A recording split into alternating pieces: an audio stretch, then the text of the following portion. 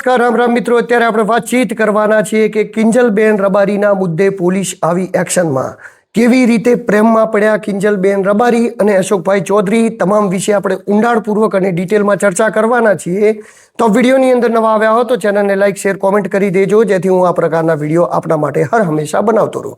નમસ્કાર રામ રામ મિત્રો, હું છું દિલુ ચૌધરીને વાતચીત કરીએ વિગતે વાતચીત કરીએ તો આંતરજ્ઞાતિ લગ્ન એ ફરીવાર વિવાદનું કેન્દ્ર બન્યું છે અને ત્યાં જ ક્યાંક ને ક્યાંક કિંજલબેન રબારી અને અશોકભાઈ ચૌધરીના લવ મેરેજને લઈને સતત સોશિયલ મીડિયા ઉપર ચર્ચા થઈ રહી છે.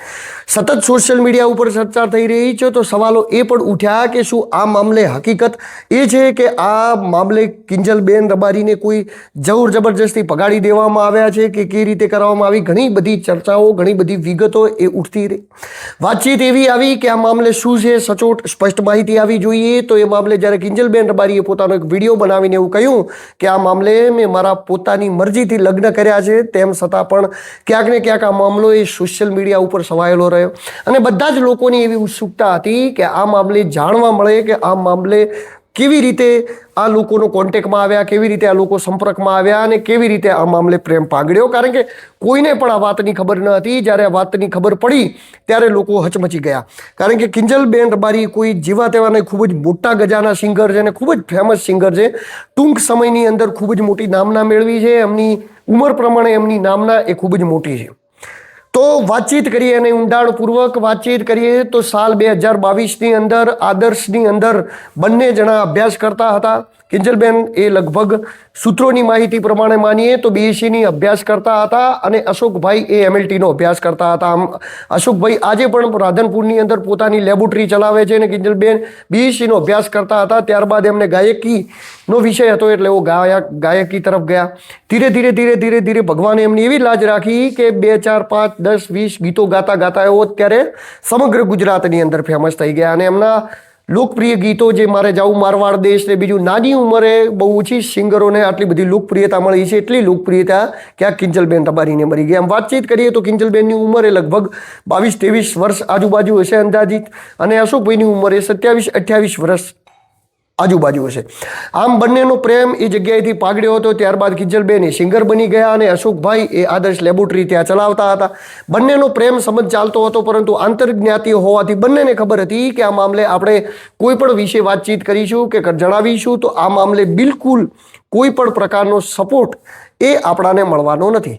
તો આ મામલો ઘણા સમય સુધી ગોપનીય રહ્યો, પરંતુ ગોપનીય રહ્યો તેમ છતાં પણ આ મામલે જ્યારે કિંજલબેન એ સિંગર બન્યા, કિંજલબેન જ્યારે ગાતા હતા ત્યારે એમના ઓર્ગેનાઇઝરો જે હતા, જેટલા પણ ઓર્ગેનાઇઝરો જેમણે મોટા ભાગના ઓર્ગેનાઇઝરોને આ વાતની ખબર હતી, આ વાત જાણતા હતા. કારણ કે એ સમયને એ જગ્યાએ કિંજલબેન જ્યાં ગાતા હતા, જ્યાં એમનો રેકોર્ડિંગ સ્ટુડિયો હતો, એ જગ્યાએ પણ અશોકભાઈ એમને મળવા માટે જતા હતા. એટલે મળવાનો આ સિલસિલો ચાલુ હતો, મળવાનો આ દોર ચાલુ હતો, બધું જ ચાલુ હતું ને એના વચ્ચે જ્યારે બંનેના ઘરે ધીરે ધીરે એવી ખબર પડવા માંડી, કારણ કે રાધનપુરની બજારની અંદર હવા વહેવા લાગી કે આ બંનેને કાંઈક છે. વાતચીતની ખબર પડી, ખબરની વાતચીત પડી ત્યારે અશોકના માધર ભાધરે કિંજલબેનના ઘરે ગયા અને એમને કહ્યું કે ભાઈ તમારા દીકરા અને અમારા દીકરીને આ પ્રકારનું અમને એવું લાગી રહ્યું છે, અમારો છોકરાને પણ અમારા કહેવામાં નથી, તમારી દીકરી પણ તમારા કહેવામાં નથી. જ્યારે આ વાતચાતની વેદના એ મા બાપે એકબીજા સમક્ષ રાખી ત્યારે એમના મા બાપે કહ્યું કે સારું, અમે એ મામલે જોઈશું, વિચારીશું કે શું છે. ત્યારબાદ કિંજલબેનના ઘરે પણ ખબર પડી ગઈ, અશોકભાઈના ઘરે ખબર પડી ગઈ અને હવે બંનેના ઘરે જગ જાહેર હતું ને આ જગ જાહેર લગભગ અત્યારથી નહીં 1 વર્ષથી નહીં, 2 વર્ષથી નહીં, 3 વર્ષથી હતું. પરંતુ આ મામલે બંનેના ઘરવાળા મા બાપ માનતા ન હતા. અશોકભાઈના ઘરવાળા પણ ન માનતા હતા, કારણ કે એ પણ એક સમાજમાંથી આવે છે અને કોઈ પણ વ્યક્તિ એવું નથી ઈચ્છતો કે એમનો દીકરો અન્ય સમાજની અંદર લગ્ન કરે. કોઈ પણ મા બાપ એવું પણ નથી ઈચ્છતા કે એમની દીકરી અન્ય સમાજની અંદર લગ્ન કરે. આમ તો સમાજ વ્યવસ્થા એ લગ્ન પ્રથાઓ આપણે રૂઢિચુસ્ત આપણા રિવાજો જળવાય એ જ માટે બનાવવામાં આવેલી છે. એટલા માટે બંનેના મા બાપ આ વિષય ઉપર માનતા ન હતા. ત્યારબાદ ઘણા બધી વાતચીતોએ પોતપોતાના ઘરે કર્યા બાદ એ લોકોએ 10 તારીખે એક ડિસિઝન લીધો. 10 તારીખે સવારે 10 વાગે બંને જણા ઘરની બહાર નીકળી ગયા અને ત્યારબાદ ઘરની બહાર નીકળી અને બંને જણા બ્લેક સ્કોર્પિયોની અંદર બેસીને જતા રહ્યા. વાતચીત એવી થઈ કે 1 વાગે ખબર પડે છે, 1 વાગે ખબર પડે છે, 1 વાગે માહિતી મળે છે. માહિતી કોને મળે છે? માહિતી અશોકભાઈના ઘરે 1 વાગે ખબર પડે છે કે અશોકભાઈ એ હવે જતા રહ્યા, ઘરે નથી કે ઘરે નથી, એમના ફોન નથી લાગતો હોતો, ફોન સ્વિચ ઓફ આવતો હોય છે. ત્યારબાદ કિંજલબેનના ઘરે પણ ખબર પડે છે, કારણ કે કિંજલબેન ગાયકીના લીધે અવારનવાર બહાર રહેતા હોવાથી તરત જ મા બાપને આઈડિયા નથી આવતો કે બંને જણા ક્યાં ગયા. ત્યારબાદ બંનેના ઘરે ખબર પડે છે, બંનેના ઘરે ખબર પડે છે આ વાતની પોલીસ સ્ટેશનને જાણ કરવામાં આવે છે. શરૂઆતની અંદર તો બંને ગુમ થયા રીતે પોલીસ એની તપાસ ચાલુ કરે છે, નોંધ કરી લે છે. ત્યારબાદ જે સ્કોર્પિયો ગાડી લઈને ગયા હોય પાટણની દિશાની અંદર જતા સ્કોર્પિયોના ફૂટેજ પણ આવી જાય છે. એ જગ્યાએથી ફૂટેજ આવી જાય છે, ફોટો પણ વાયરલ થઈ રહ્યો છે. જે ફોટો હું તમને બતાવી રહ્યો છું, ફોટો તે આવી જાય છે. ત્યારબાદ આ વિષય ઉપર આગળની શોધખોળ ચાલુ થતી હોય છે અને સોશિયલ મીડિયા ઉપર અનેક પ્રકારના ટ્રેન્ડ ચાલુ થઈ જાય છે.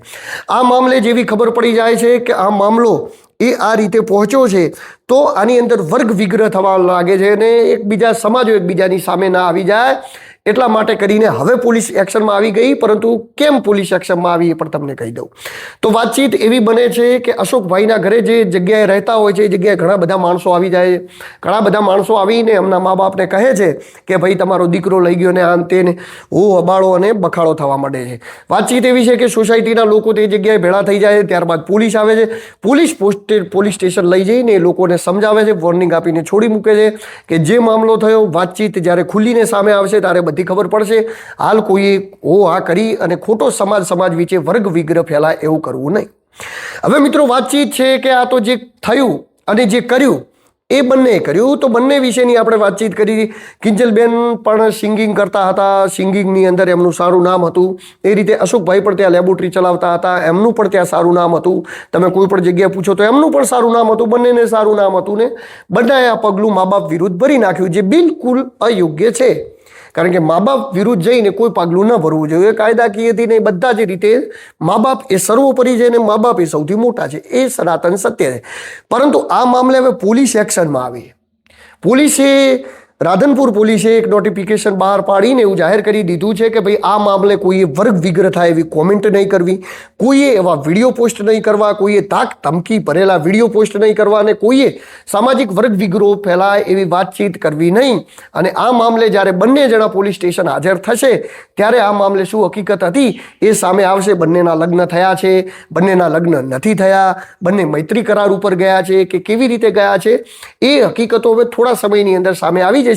પરંતુ એ પહેલા પોલીસે સ્પષ્ટ કરી દીધું છે અને બંનેના પરિવારોને સુરક્ષા આપી છે. કિંજલબેન રબારીના પરિવારને પણ સુરક્ષા આપવાનું કહ્યું છે, અમને પણ સુરક્ષા આપવાનું કહ્યું છે અને બંને પરિવારને કોઈ પણ તકલીફ ન પડે, બંને પરિવાર બિલકુલ હેરાન પરેશાન ન થાય એ રીતે પોલીસે અત્યારે એક વાતચીત કરી દીધી છે. અને આ મામલે કોઈ કોમેન્ટ કરશે કે કોઈ એવું કોઈ કાર્ય કરશે તો પોલીસ આ મામલે એક્શન લેશે. એટલે વિડીયોના માધ્યમથી હું પણ એમને જણાવું કે જે પણ કોઈ પણ કાર્યો મિત્રો કરતા હોય ને ક્યારેક દુઃખદેવી બાબત હોય છે. વાત સાચી છે, ઘણી બધી વખતે આપણી લાગણીઓ એ સાચી હોય છે. ઘણીવાર મને પણ એવું થતું હોય છે કે આપણે લાગણીશીલ હોઈએ તો આવું કેમ ખોટું થતું હોય છે, આવું કેમ થાય. પરંતુ જે થતું હોય છે એ જો એમના બંનેના મા બાપના હાથમાં વાતચીત ન રહી હોય તો એ વાતચીત આપણા હાથમાં રહે એવી ન હોય. તો એટલા માટે કરીને કોઈ એવો વર્ગ વિગ્રહની અંદર કે કોઈ એવી કોમેન્ટ કે કોઈ એવો વિડીયો કે એવું કોઈ પગલું ન ભરો કે જેનાથી તમને તકલીફ થાય. જો તમને તકલીફ થશે તો પછી તમારા મા બાપને પણ તકલીફ થશે, તમારા પરિવારને પણ તકલીફ થશે. એટલે આપણે જે થયું છે એનું અંદર કાંઈ કરી શકવાના તો નથી. જો કિંજલબેન દવે લગ્ન કરી નાખ્યા, સંપર્ક સમાજે બહાર કર્યા, એ લગ્ન કરી નાખ્યા. આરતીબેન સંઘાણીએ લગ્ન કરી નાખ્યા, એમને સમાજ બહાર કર્યા, લગ્ન કરી નાખ્યા. સામાજિક બંધારણની અંદર જેને રહેવું છે, જે વ્યક્તિ ગરીબ છે, જેમના જોડે એવા લોકોને બહુ જ અસર કરે છે આ વસ્તુ. પણ જેઓ લોકો બહાર રહે છે, જેઓ ફેમસ છે, જેમને ઘણી બધી લોકપ્રિયતા મેળવી છે, એવા લોકોને આ બધું ઘણું ઓછું અસર કરતું હોય છે. તેમ છતાં પણ સમાજ એ સમાજ છે, સમાજ માય બાપ છે અને સમાજની અંદર જ સમાજના લોકોના લગ્ન થાય તો એ રાઈટ વસ્તુ છે. પરંતુ એ સામાજિક રીતે સમજાવવાની વસ્તુ છે. જેમ હું વાતચીત કરી રહ્યો એમ સમજાવવાની વસ્તુ છે. એ કોઈ એવી વસ્તુ નથી કે જેમાં ધાક ધમકી, કોઈને ધમકી આપી, કોઈને મારી જુડી જબરજસ્તી તમે કરીને કોની સાથે કરી શકો છો. જેમને લગ્નો કર્યા એ બંને એમની મરજીથી કર્યા છે. બંનેના મા બાપના રાજી નથી, બંનેના મા બાપ ખુશ નથી. પણ બિચારા એમના બંનેના મા બાપ શું કરે, એમના જ સંતાનો એમના કહેવામાં ના હોય તો એમાં એમના મા બાપો કાંઈ ન કરી શકે. એટલે કે મા બાપ, કોઈ પણ બંનેના પરિવાર કે કોઈ પણ જગ્યાએ કોઈ વર્ગ વિઘ્ન ન થાય એને લઈને પોલીસે એક કડક એક્શન જાહેર કરી દીધું છે. અને કોઈ પણ કોમેન્ટ કે કોઈ પણ જગ્યાએ એવું કરતા તમે વિચાર કરજો. હું પણ વિડીયો બનાવું છું તો મિત્રો ઘણા બધા લોકો નીચે કોમેન્ટો વર્ગ વિગ્રહ થાય એવી કરતા હોય છે. તો તમને બે હાથ જોડીને વિનંતી છે કે આપણે આજ દિવસ સુધી ક્યારે પણ વિડીયો બનાવ્યા, ક્યારે પણ બનાવ્યું કોઈ દિવસ કોઈ સમાજવાદ, જાતિવાદ ક્યારે કશું જ નથી કર્યું. લોકોના હિતમાં, લોકોને ધ્યાનમાં રાખી જનતાના હિતમાં વિડીયો બનાવ્યા છે. તો મિત્રો એ રીતે તમે કોમેન્ટો ન કરો કે જેથી કોઈ એકબીજા સમાજને, એકબીજાને પ્રત્યે ખોટું લાગી શકે. કરવાવાળા લોકોએ કર્યું છે અને તમે એકબીજા સમાજ પ્રત્યે વર્ગ વિગ્રહ ન થાય એવું ન કરો. નમસ્કાર, રામ રામ. આટલી વિનંતી સાથે હું છું દિલુ ચૌધરી અને મારા વિડીયો તમને ગમતા હોય તો મારી ચેનલને લાઈક, શેર કરી દેજો. રામ રામ.